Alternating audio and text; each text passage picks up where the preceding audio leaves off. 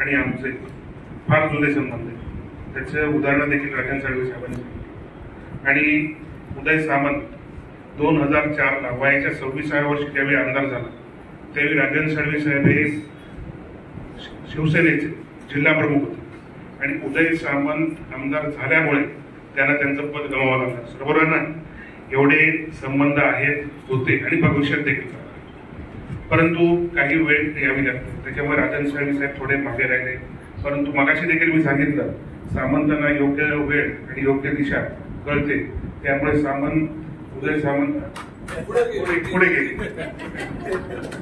पुढे गेले आणि मंत्री झाले. मी आमदार, परंतु काही नाही, मी जरी आमदार झालो असतो तरी मी मागे देखील सांगितलं की प्रत्येक जण हा आमदार आहे. राजन साळवे देखील आमदार. आज सगळ्यांच्या कृपेमुळे, सगळ्यांच्या आशीर्वादामुळे मी आमदार झालेलो आहे.